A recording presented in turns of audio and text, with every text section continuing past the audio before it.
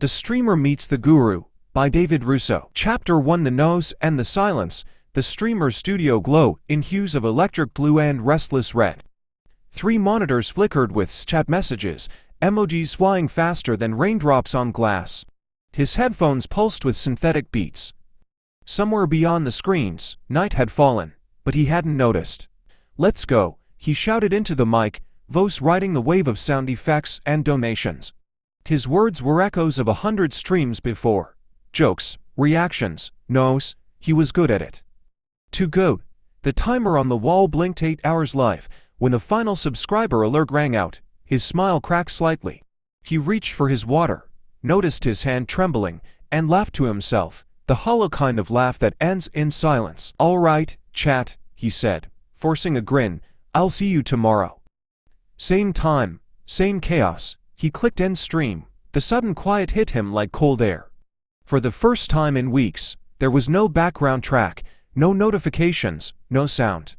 Just the hum of electronics, and his heartbeat. He leaned back in his chair, something inside him, something buried under followers, metrics, and performance, whispered, "Is this all the sound you have left?" He needed air. He grabbed his keys and drove.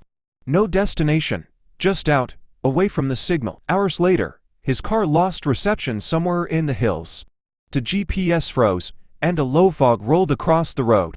He pulled over beside what looked like a narrow dirt path leading up through the trees. A small wooden sign stood at the entrance. It said simply, "The Still Point." He followed the path out of curiosity, or maybe exhaustion, until he reached a quiet courtyard.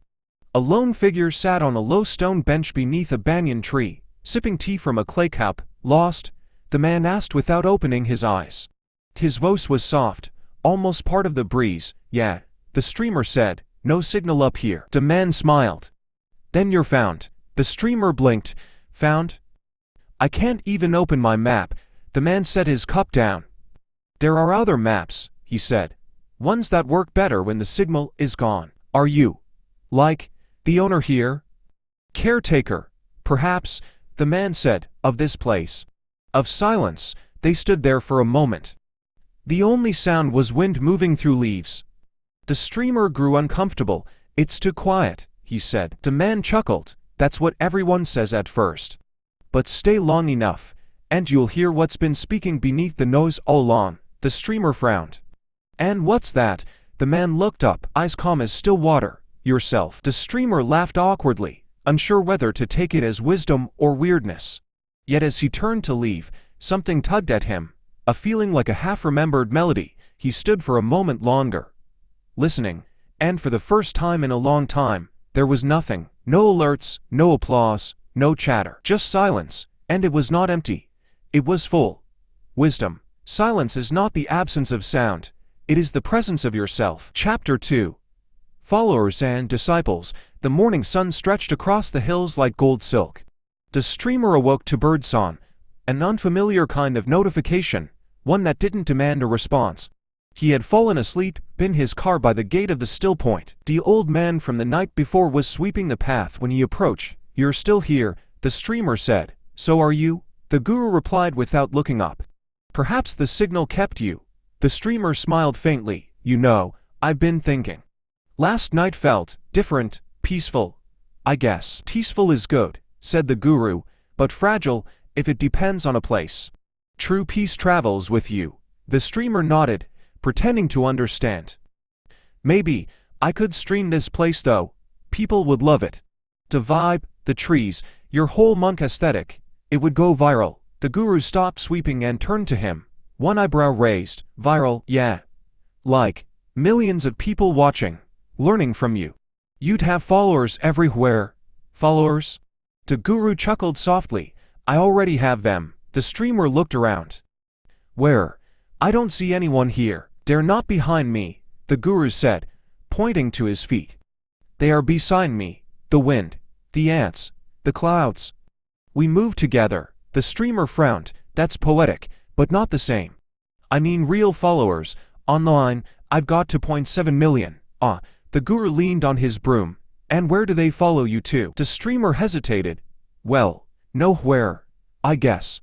I just entertain them, make them laugh, keep them watching." So they follow the no's, not the journey, said the guru. When the no stops, where do they go? The question hit harder than he expected. He thought of the empty chat window after every stream, of his apartment filled with lights, but no voices. He laughed lightly, deflecting. You sound like my comment section when I take a break. They disappear fast. The guru smiled, not unkindly. Then perhaps they follow your shadow, not your steps. The streamer shifted, uncomfortably. You make it sound like it's my fault. No fault, the guru said gently, only reflection. A follower mirrors your performance. A disciple mirrors your being. One leaves and the screen goes dark. The other stays, and the soul lights up. The streamer folded his arms, defensive but thoughtful. So you're saying I need disciples? I'm saying, the guru replied, you need truth. Disciples come to those who walk it. The streamer looked at his phone, its blank screen reflecting his tired eyes. Truth doesn't get much engagement, he said quietly. Neither does wisdom at first, the guru replied. But it lasts longer than trends. For a long moment, they both stood in silence, the broom resting against the earth. Finally, the streamer asked, if I wanted to learn, to have depth, as you say, where do I start? The guru smiled, eyes soft. You already have. You stopped talking long enough to ask. That night, the streamer opened his laptop but didn't start a stream. He stared at the empty camera lens, that unblinking digital eye, and wondered for the first time who was really following whom. Was he leading his audience anywhere at all? Or just running in circles with them? He closed the laptop and listened to the night. The stars didn't need subscribers to shine. Wisdom.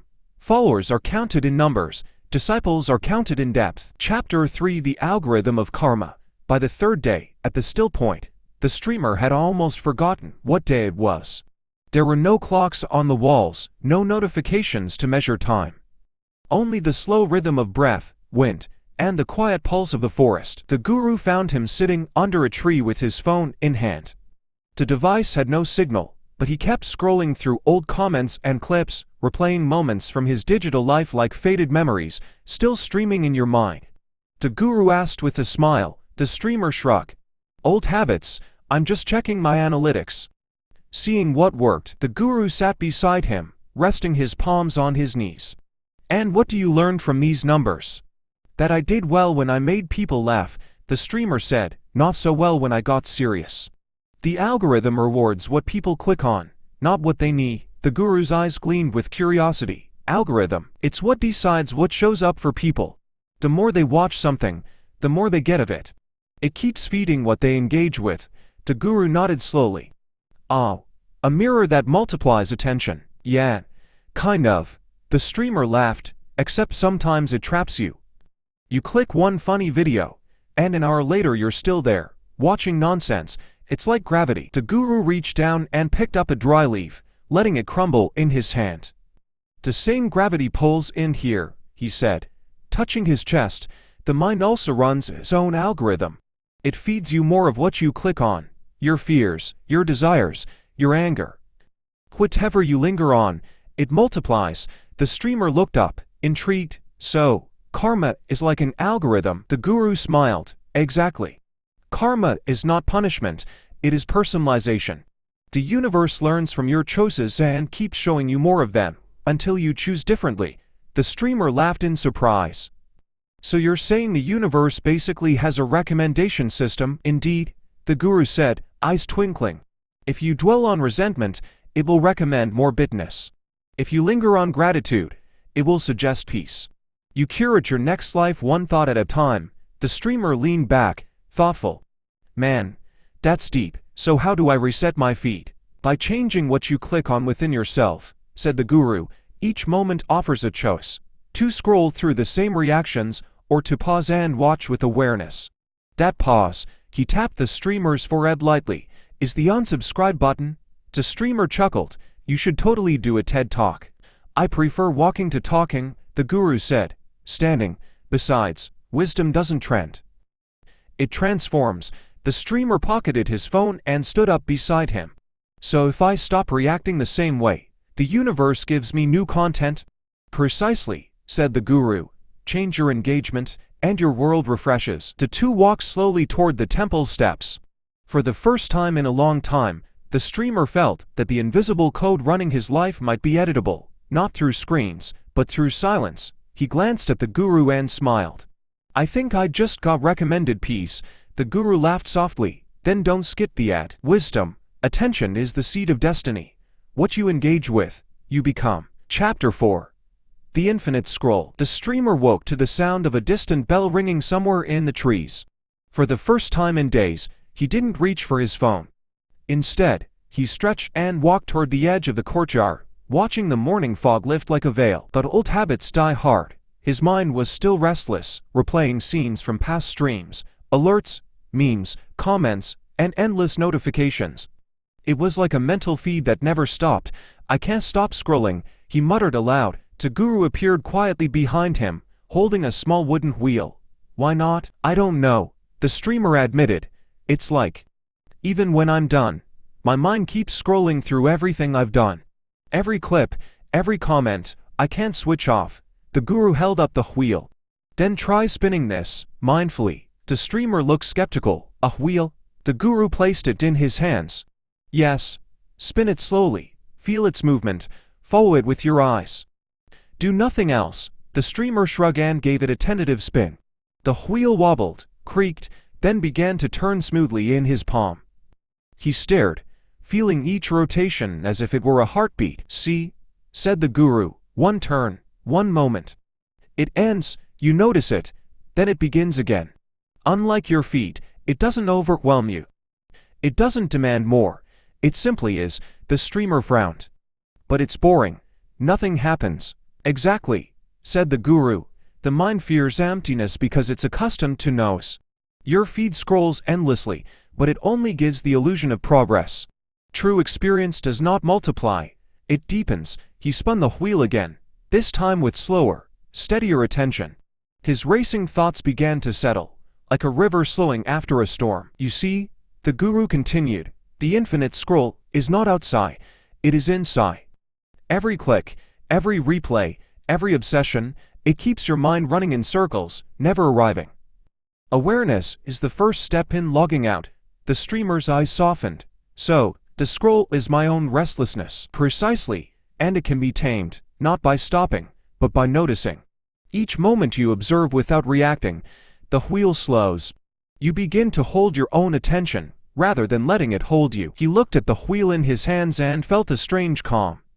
He realized that he had spent years trying to keep his audience engaged, yet never had he engaged with himself this deeply. The guru smiled. "Do you want me to show you something?" The streamer nodded. The guru guided him to a nearby tree and pointed to a small stream trickling over stones. "Watch it," the guru said. "Notice how it flows. It doesn't try to be fast, viral, or popular. It just moves. One drop after another, endlessly, without pause, without expectation. And yet, it reaches everywhere it needs to go." The streamer gazed at the water, feeling the rhythm of the stream match the slowing beat of his own heart. He realized that all this time, he had been chasing movement, numbers, likes, endless cycles, but the real flow had been inside him all along. The guru rested a hand on his shoulder. "One scroll at a time, one moment at a time. That is how you travel without being lost." The streamer let the wheel fall into his lap and closed his eyes, listening to the stream. For the first time in years, he felt he could stop, without fear, without boredom, and in the stillness, the infinite scroll finally paused. "Wisdom. You cannot reach the end of the scroll, only the end of your restlessness." Chapter 5. Going live. The streamer woke to the smell of wood smoke and dew. Birds chirped, and somewhere a rooster crowed, but his mind was already buzzing with the idea of going live. "I could set up the camera here," he muttered, pacing the courtyard. "Show the trees, the fog, maybe even the guru. People would eat this up." The guru appeared quietly, hands folded behind his back. "You plan to stream?" he asked, his voice calm, almost amused. "Yeah." The streamer said, eyes bright. "It's perfect. Nature, wisdom, a little drama. Maybe I even do a reaction to meditation or some life advice. I could get tons of views." The guru shook his head gently. "I am already live." The streamer froze, blinking. "Wait, what? Live?" he repeated, incredulous. "I mean, I have a camera, a mic, a chat. People can watch me right now." Perhaps, said the guru, but what is a broadcast if it only reaches the outside? You are alive. Yes, but are you alive? The streamer frowned, trying to make sense of it. Alive, yes. Present, here, listening, noticing, breathing, that is going live in its truest form. All else is an illusion, a performance for metrics, likes, and applause. The streamer laughed nervously. So you're saying, like, my whole career is fake? Not fake, said the guru, constructed, like a stage set. Beautiful. Yes. But it does not show what moves beneath your feet, in your heart, in your mind. The streamer sat down on the stone steps, his phone still clutched in his hand. So, if I don't stream, what do I do? Stream yourself, the guru said simply. Observe, speak, but do not broadcast until you are ready to show your inner world. The outside will follow naturally when the inside flows honestly. The streamer looked at the phone, feeling the familiar pull of notifications, or rather, the ghost of them. And if no one watches? He asked, almost whispering. They will, said the guru, or they won't. Either way, your purpose is not in their eyes. It is in your attention, in the life you inhabit as it happens. The streamer laughed softly, a little embarrassed. You make it sound so easy. It is not easy, the guru said, smiling. It is simple. Streaming for numbers is complicated. Streaming for truth is simple. One does not demand, one offers, one does not chase. One arrives. The streamer leaned back, letting the words settle. The mist curled around the courtyard like soft smoke. He realized he had spent years chasing engagement, reacting to the world's no's, without ever noticing his own rhythm. Okay, he said. Finally. I think I get it. First, I go live inside. Then maybe, just maybe, the world catches up. The guru nodded. Good. And remember, the most important broadcast has no cameras at all. It is the way you live, moment by moment, that is where the real audience waits. The streamer smiled, feeling lighter than he had in years. For the first time, he sensed a live connection, not to screens, not to followers, but to himself. He placed the phone aside, took a deep breath, and simply sat, watching, listening, present. And in that silence, he realized he was already streaming. And the world, somehow, would eventually tune in. Wisdom. To go truly live is to awaken in this very moment. Chapter 6. The lag between thought and action. The morning mist still clung to the trees when the streamer arrived at the small wooden platform where the guru usually meditated. His mind was buzzing with ideas, new content, fresh streams, viral concepts. He felt restless, eager to act, yet somehow stuck. I don't get it, he muttered aloud. I have all these ideas, but I don't do anything. I just sit here thinking. The guru appeared silently, carrying a thin bamboo stick. He gestured for the streamer to sit beside him. That is called the lag, he said, the space between thought and action. It is where most people live their lives. The streamer frowned. Lag? Yes. The guru said, resting the stick across his knees. You think, I will start tomorrow, or I need the perfect moment, or I need followers first, and in that gap, life passes. The streamer sighed. But if I rush, I mess up. If I act too soon, no one sees it. I get judged. It's complicated. The guru smiled. Ah, yes, the fear of failure, the scroll of what might go wrong. But note this, the lag is not only about fear, it is also about expectation. You wait for perfection instead of responding to the moment. The streamer stared at his hands. So, what do I do? How do I bridge it? The guru pointed to the bamboo stick. See this stick? The streamer nodded. Pick it up. He hesitated. Just pick it up. Yes. Don't overthink it. Just act. The streamer lifted the stick. It felt light. He rolled it in his hands. The guru's eyes watched, patient but sharp. Now, the guru said, strike the stone beside you. Gently. The streamer paused. Strike a stone? Why? But he obeyed. The stick tapped the stone, making a small, clear ringing sound. Do you hear that? The guru asked. Yeah, it makes a sound, the streamer said, puzzled. Every action echoes, said the guru, even the smallest. And yet, many hesitate so long that no sound is ever made. The lag keeps them silent. The streamer tapped again, slowly growing confident. He realized the sound was louder, richer, alive. He had started without planning, without perfection, just movement, response, engagement. "I see," he said quietly. "So it's not about waiting for the right moment. It's about making the moment right by acting." "Exactly," said the guru. "Your thoughts are like seeds. If you never water them with action, they remain seeds. If you act too late, they wither." Timing is found in engagement, not in waiting. The streamer dropped the stick and leaned back, looking at the stones and trees around him. For years, he had been trapped in his own scroll of thoughts, replaying, editing, worrying. Instead of doing, "I think. I've been living in the lag my whole life," he admitted. "You have," said the guru gently, "but awareness of it is the bridge. Now, every choice becomes a moment of action, small or large. Strike the stone, speak the word, start the stream, begin anywhere. The lag diminishes when you respond." The streamer laughed softly. "So, the algorithm of karma, the infinite scroll, and now this lag, it's all connected, huh? Or at least to act while thinking," the guru replied. "Then the sound of your life will finally ring." He walked down the path, feeling the rhythm of his own steps, no longer waiting, no longer lagging. The day had begun, and he was alive in it. Moment by moment, action by action. Wisdom: action bridges the gap between thought and life. Hesitation is the true delay. Chapter 7. Moderation Mode. The sun was high, spilling golden light across the courtyard, and the streamer felt a familiar itch, the urge to check his phone. His thumbs twitched involuntarily, craving the pull of notifications, likes, comments. "I don't get it," he muttered.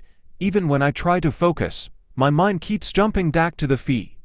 It's like I'm addicted." The guru appeared, holding a small clay cup of tea. He handed it to the streamer without a word.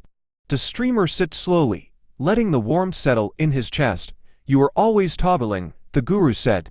"Online, offline, awake, restless. You are never fully present in any mode." "Moderation?" the streamer asked. "I mean, you're talking about balance, right? Like, don't overdo it." The guru smiled. "Moderation is not a rule, it is awareness. It is knowing when to engage, when to pause, and when to simply be. The mind, like the body, cannot sustain extremes indefinitely." The streamer frowned, but extremes feel alive. "Going viral, streaming all night. It's exciting." "And exhausting," said the guru. "You chase excitement, but it drains presence. You crave views, but lose connection." Moderation does not make life dull. It allows life to arrive in its own rhythm. The streamer leaned back on the stone steps, thinking. "So, it's like switching modes on a game console? Live mode, offline mode, meditation mode." "Exactly," said the guru, "but the real trick is to know when to switch. And to switch fully, without guilt or fear. You cannot be live and offline at the same time. You cannot be present if half your mind is scrolling." The streamer chuckled. "Easy to say, hard to do. Nothing worthwhile is easy," the guru said. "Moderation is practiced one moment at a time. One chose to pause, one chose to engage, one chose to rest." The streamer set his cup down and looked at the courtyard. The wind whispered through the trees. A small bird landed nearby, tilting its head as if to watch him. He realized he hadn't noticed the bird for days, caught in his endless digital loop. Maybe moderation is noticing the bird instead of the feed," he said slowly. "Yes," said the guru, "and noticing the feed instead of the bird is fine too, if you do it consciously. The choice is yours, not your habits." The streamer laughed. "So, I could be fully present here, then fully present online later. No guilt, no shame, just mode switching." "Precisely," said the guru. "Moderation is freedom, not restriction. You can live fully in both worlds, but only if you do not let one dominate the other." The streamer closed his eyes, taking a slow breath. For the first time in weeks, he felt the edges of his restless mind soften. He felt a rhythm, a pause, a beat, a balance, that had nothing to do with views or likes. "Moderation mode activated," he said with a grin. The guru laughed softly. "Good. Now see what life offers when you are not trying to stream it, score it, or analyze it. Just live it." The streamer opened his eyes and watched the courtyard. The wind played with the leaves, sunlight danced across the stones. And he realized that life, unlike the feed, didn't need constant scrolling to be remarkable. Wisdom, moderation is the conscious switch between presence and engagement. It is freedom, not restriction. Chapter 8. The Power of Pause. The streamer had been walking along a narrow forest path, humming a tune from one of his older streams, when he tripped over a root and fell to the soft earth. He groaned, brushing leaves off his jacket, but then noticed something unusual. The forest seemed quieter than usual. The usual chorus of birds and rustling leaves had softened, as if the world itself was holding its breath. The guru appeared beside him, leaning on a wooden staff, a faint smile on his face. "Careful," said the guru, "or you'll be tripping over life as well as roots." "I'm fine," the streamer muttered, though he was shaken. I feel weird. Everything's still." "Yes," said the guru, "that is the pause. It is not emptiness. It is life catching its breath, your mine. It is waiting for you to notice it." The streamer frowned. "Pause. I don't really pause. I always fill the silence. With music, with notifications, with talking. And yet," said the guru, "in that filling, you miss the signal." "The signal," the streamer repeated, skeptical. "Everything," said the guru, "your next idea, your next insight, the truth of the moment. When you never pause, the signal is drowned out by noise." The streamer sat on a fallen log, letting the silence stretch around him. He realized he hadn't noticed the way the sunlight made patterns on the forest floor, or how the wind moved the branches. For once, he wasn't streaming, recording, or planning. He was simply seeing. "Feels kind of empty," he admitted. "Empty?" said the guru, raising an eyebrow. "Or open?" The streamer thought about it. "Open. Yeah, open. I feel like I can think or feel. Or something." "Exactly," said the guru. "Pause is not a pause from life. It is a pause for life. Like a deep breath before speaking, a moment before clicking, a pause before acting. It gives space for clarity." The streamer nodded slowly, letting the words sink in. "So, every time I panic, or rush, or scroll, I'm basically skipping the pause." "Yes," said the guru, "and life keeps moving, whether you pause or not. But when you pause, you move with it instead of against it." The streamer leaned back, closing his eyes. He could hear a faint trickle of a stream nearby, the distant call of a bird, even the subtle sound of the wind through his own clothes. For the first time, the noise inside his mind had softened, replaced by awareness. Can I really do this?" he asked quietly. "Pause in the middle of everything." "You can," said the guru gently. "It is simple, not easy. And the first pause is always the hardest, but each one grows easier. Soon, the pause becomes your ally, not your enemy." The streamer opened his eyes and smiled. "Okay, first pause taken. Not scrolling, not thinking, just here. Feels good." The guru chuckled softly. "Good. Now see how the world responds when you do not rush to fill it. Notice, reflect, then act. That is the power of pause." The streamer took another slow breath, feeling the weight of the world soften, just a little. The forest around him seemed alive in a new way, waiting, patient. And for the first time, he realized that the real streaming, the real life, happened not in constant motion, but in the mindful space between moments. Wisdom, the pause is a space where clarity grows, and the mind can finally hear the subtle truths of life. Chapter 9. Follower of None. The streamer sat cross-legged on a sun-warmed rock, staring at his phone. His latest clip had gone viral again. Thousands of views, hundreds of comments, and a flood of new followers. Normally, he would have jumped for joy, refreshing the numbers compulsively, but today, he felt empty. "I don't get it," he muttered aloud. "Why do I feel so hollow? People are watching. I'm trending, I'm succeeding, but I don't feel it." The guru appeared, as always, without a sound. He looked at the streamer, then at the screen in his hand. "Ah," said the guru, "you are trapped by followers." "Followers?" the streamer echoed, confused. "I have thousands. Isn't that good?" "Good. Yes," said the guru, "but they are not yours. They are not you. They are a reflection of what you think they want. And in seeking them, you have stopped seeking yourself." The streamer lowered his phone, a wave of unease settling over him. "So, what? I shouldn't care about them." "Care? Yes. Obsess? No," said the guru. "Listen to your audience. but do not follow it blindly. Follow the inner guide that knows what you truly value. Otherwise, your path is always someone else's, and your steps never reach your own ground. The streamer sigh. It's hard. Everyone else's world is so loud.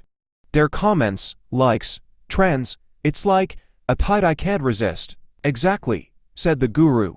Most people become followers of the loudest voice, the trending current, the fear of missing out. But the wise learn to follow none but themselves. That is freedom. The streamer leaned back, staring at the forest canopy above. Follow none. But then, how do I know I'm going the right way? You do not know, said the guru, not in the way the world expects. You know by attention, by presence, by the quiet sense of alignment within. The external numbers are only shadows. The true path is felt, not counted. He paused, letting the words sink in. The streamer looked at his phone again, tempted to refresh the metrics, but stopped himself. He felt the pull, then let it go. Okay, he said slowly. So, I watch, I listen, but I don't chase. Yes, said the guru, observe the world, learn, grow, share, but do not chase approval. If the path is yours, followers will come naturally. If it is not, you may gain crowds, but lose yourself. The streamer laughed softly. So, all these years, I've been running in the wrong direction. Perhaps, said the guru, smiling gently, but you have run enough to know. And knowing is the first step to choosing your own pace, your own path. Follow none, and the noise of the world becomes background music rather than a command. The streamer slipped his phone into his pocket, finally quiet. He felt lighter, freer, as though a weight he hadn't noticed had lifted.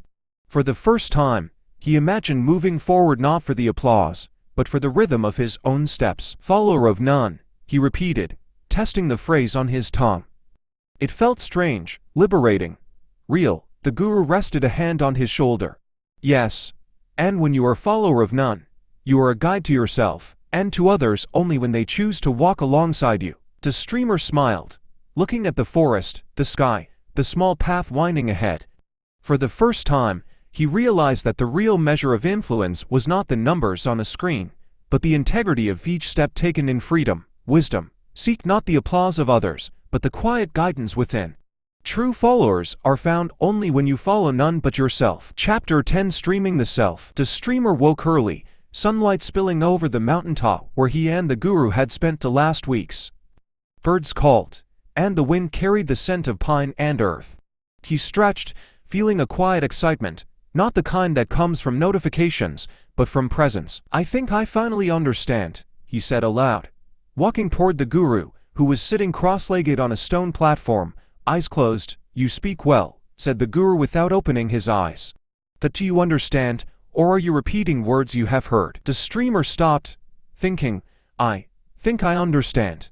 That being alive is more than going live, that pause, balance, action, and self-guidance matter more than numbers. That the real stream is me. The guru opened one eye and smiled. Streaming the self, finally, you see. The world streams constantly, but few know how to stream themselves. The streamer laughed softly. Streaming myself sounds strange. Can I even do that? You already do, said the guru. Every thought, every breath, every choice is broadcast. To yourself first, then to the world. The question is, are you mindful of the signal you sent? The streamer sat beside the guru, letting the words settle. So, all those hours chasing views, likes, followers. That was me ignoring my own stream. Yes, said the guru, but recognition of error is the first step to mastery. Now, you know that the audience matters less than attention. The inside matters more than the outside. The streamer smiled, feeling warmth spread through him. I guess it's about integration. Action without delay, presence without distraction, balance without fear, self without dependence. Exactly, said the guru. And now, when you go live, whether online or offline, it is authentic. It is real. You are the content, the stream, and the viewer all at once. The streamer looked at his phone, still in his pocket. He realized he could use it or leave it. It didn't matter. It was a tool, not a master. He stood, facing the sunrise. Shall we stream, then? He asked the guru with a grin. The guru chuckled. You are already streaming. Every step, Every breath, every thought is your broadcast. The trick is to notice it, honor it, and let it flow. The streamer closed his eyes, taking a deep breath. He felt the rhythm of his heart, the air moving over his skin, the world alive in all its textures and sounds. He imagined the thousands of followers he once chased, and realized they were shadows compared to this luminous moment of presence. I get it now, he said softly. The real stream is me. Streaming myself, moment by moment. No filter, no audience, just life. The guru nodded. Yes, and the beauty is, when you are fully yourself, others may choose to join. Not because you demand, but because authenticity attracts what is real. The streamer opened his eyes and smiled at the horizon. He no longer felt the pull of the endless scroll, the chase for views, or the anxiety of comparison. He was present, alive, streaming each moment fully, the pauses, the action, the balance, the self-guidance, flowing seamlessly. And as the sun climbed higher, he realized something profound. This stream never ends, and yet it is always complete. Each moment is a broadcast, each breath a signal, and every choice a connection to himself and the world. He turned to the guru, heart light. Thank you. I think I'm finally streaming the self. The guru smiled, eyes glinting with quiet joy, then live it. No edits, no filters, no need for validation, just you. Fully alive. That is the ultimate stream. The streamer laughed, feeling the wind on his face, the world around him, and the life within him. And for the first time, he understood. He had learned not only to live, but to stream life itself, authentically, consciously, and beautifully. Wisdom. The ultimate stream is not online or offline, viral or quiet. It is the mindful broadcasting of your own life, moment by moment.